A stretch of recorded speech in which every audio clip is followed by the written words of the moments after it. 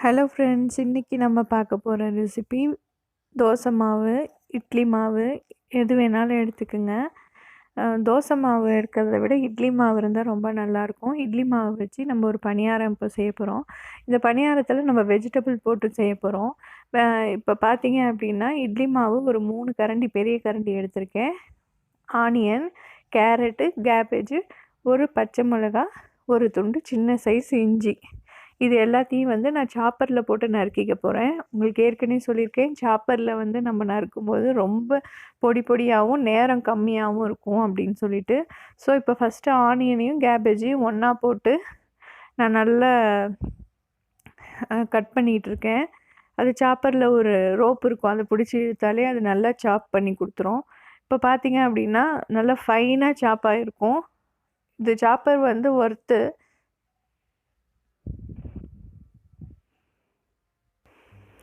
இதை நம்ம ரெடி ஒரு பிளேட்லேயே நான் இதை எடுத்து வச்சிடுறேன். நீங்கள் ஒரு பாத்திரத்தில் கொட்டினாலும் கொட்டிக்கலாம். நான் வந்து இப்போ என்னோடய ஷாப்பிங் போர்ட்லேயே வந்து கொட்டிட்டேன். நெக்ஸ்ட்டு பார்த்தீங்க அப்படின்னா இஞ்சி, பச்சை மிளகா, கேரட்டு, இது 3த்தையும் போட்டு இதிலே நான் வந்து சாப் பண்ணிக்க போகிறேன். சாப்பரில் வந்து பெரிய பெரிய சைஸாக இருந்தால் பிளேடு வந்து சுத்தாது. இது வந்து கையால் யூஸ் பண்ணுறதுனால நம்ம இப்படி கட் பண்ணிட்டு தான் போடணும். கட் பண்ணிவிட்டு போட்டிங்கன்னா ரொம்ப ரொம்ப ஃபைனாக சாப் பண்ணி கொடுத்துரும். இப்போ இது 3த்தையும் நல்லா ஃபைனாக சாப் பண்ணிக்கலாம். நெக்ஸ்ட்டு ஒரு அடுப்பில் ஒரு பாத்திரத்தை வச்சுட்டு கொஞ்சமாக எண்ணெய் ஊற்றிட்டு, எண்ணெய் சூடானதுக்கப்புறமா கடுகு, கருவேப்பிலை, உளுத்தம்பருப்பு கொஞ்சம், கடலைப்பருப்பு கொஞ்சம், அப்புறம் இந்த நறுக்கி வச்சுருந்த எல்லா வெஜிடபிள்ஸையும் போட்டு நல்லா வதக்கிட்டு நம்ம மாவில் கொட்டிக்கலாம். சும்மா என் பையன் உங்களுக்கு ஒரு ஹாய் சொல்கிறான். ஆக்சுவலி அவன் அடுப்பு பக்கத்தில் உட்காந்துருந்தான். இறங்குடான்னு சொல்லிட்டு கேமராவை டர்ன் பண்ணும்போது அவன் ஒரு ஹாய் சொன்னான். அதை கட் பண்ண மனசு வரல. ஸோ அதனால் அதை போட்டிருக்கேன். இப்போ பார்த்தீங்க அப்படின்னா எண்ணெய் ஊற்றிட்டேன். நான் சொன்ன மாதிரி கடுகு, உளுத்தம்பருப்பு, கடலைப்பருப்பு, வெஜிடபிள்ஸு எல்லாத்தையும் போட்டு வதக்கிட்டு கொஞ்சோண்டு கருவேப்பிலை போட்டுக்கங்க தேவையான அளவு. அப்புறம் உப்பு போட்டு, வெஜிடபிள்ஸ்க்கு மட்டும் உப்பு போட்டு நல்லா வதக்கி மாவில் கொட்டிட வேண்டியதான். இப்போ நம்ம பணியாரத்துக்கான மாவு ரெடி ஆகிடுச்சு. நான் கொஞ்சமாக சோடாப்பு போட்டிருக்கேன். சோடாப்பு வந்து ஃபுல் அண்ட் ஃபுல் ஆப்ஷனல். வேணும்னா போடுங்க, இல்லாட்டினா வேண்டாம். சும்மா எப்படி இருக்குன்னு போட்டு பார்ப்போம் அப்படின்றதுனால சும்மா போட்டு பார்த்தேன். மொறு மொறுன்னு கிறிஸ்பியாக வரும்னு சொல்லுவாங்கள்ல, அதனால் ட்ரை பண்ணலான்ட்டு. கிறிஸ்பியாக தான் இருந்துச்சு. உங்கள் இஷ்டம், நீங்கள் போட்டுக்கிறதும் வேணான்னு விடுறதும்.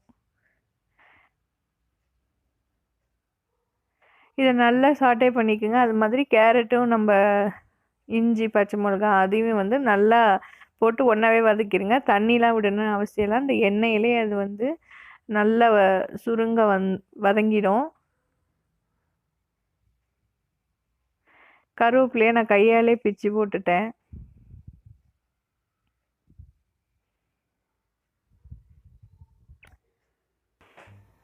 நெக்ஸ்ட்டு பார்த்தீங்க அப்படின்னா கேரட்டு அந்த இதை எல்லாத்தையும் போட்டாச்சு.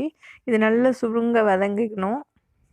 உப்பு தேவையான அளவு, வெஜிடபிள்ஸ்க்கு தேவையான அளவு போட்டுங்க. ஏன்னா இட்லி மாவுலேயும் நம்ம ஏற்கனவே உப்பு போட்டிருக்கோம். அதனால் வெஜிடபிள்ஸ்க்கு மட்டும் உப்பு போட்டுக்குங்க. இது வந்து ஆறணுன்னா அவசியம் இல்லை. டைரெக்டாகவே மாவில் போட்டு நம்ம கிண்டிடலாம். நான் கொஞ்சமாக சோடாப்பு யூஸ் பண்ணேன். இப்போ பார்த்தீங்க அப்படின்னா நல்லா சுருங்க வதங்கிடுச்சு. இப்போ இதே அடுப்பில் வந்து நம்ம பணியாரக்கல்லை வச்சு ஹீட் ஆகிறதுக்கு ரெடி பண்ணிடலாம்.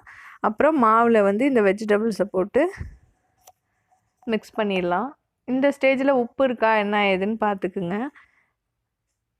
எனக்கு வந்து உப்பு வெஜிடபிள்ஸ்லேயும் மாவுலேயும் இருந்ததுனால கரெக்டாக இருந்துச்சு. ஸோ நான் சொன்ன மாதிரி கொஞ்சோண்டு ரொம்ப இல்லை, ஒரு பிஞ்சு சோடாப்பு மட்டும் இதில் நான் ஆட் பண்ணியிருக்கேன்.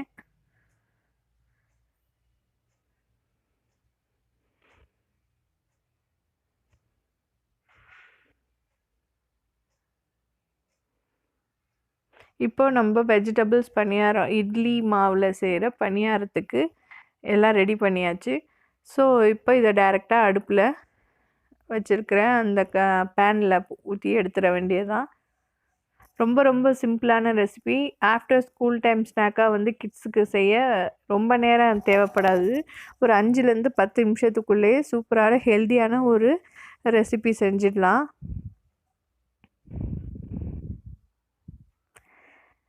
பையனுக்கு வந்து சட்னி வேணுமாடான்னு கேட்டேன். அவன் சொன்னான், "எனக்கு வேண்டாம். கெட்சப் தொட்டே சாப்பிட்டுக்கிறேன்னு." ஸோ, நான் அதனால கெட்சப்பே வச்சுட்டேன். உங்களுக்கு வேணும்னா, நீங்க கார சட்னியோ, தேங்காய் சட்னியோ அரைச்சு இந்த டிஷ்ஷ ட்ரை பண்ணி பாருங்க. கண்டிப்பா உங்களுக்கு ரொம்ப ரொம்ப பிடிக்கும். "நானும் ஊத்துறேம்மா" அப்படின்னு சொல்லிட்டு அவனும் ஊத்துறான்.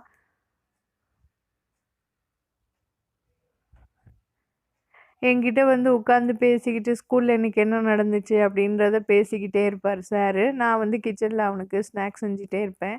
இந்த டயத்துல பார்த்தீங்கன்னா, பாப்பா தூங்கிட்டு இருப்பா. ஸோ, அதனால நானும் அவனும் பேசிக்கிட்டே அப்படியே கிச்சன்ல அ வேலை பார்த்துட்ருப்போம். இது ரொம்ப சிம்பிளான ரெசிபின்றதுனால அவன் வந்ததுக்கு அப்புறம் தான் நான் செஞ்சேன். இப்ப சூப்பரா ரெடி ஆயிடுச்சு. நம்ம இட்லி மாவுல செஞ்ச வெஜிடபிள்ஸ் பணியாரம்.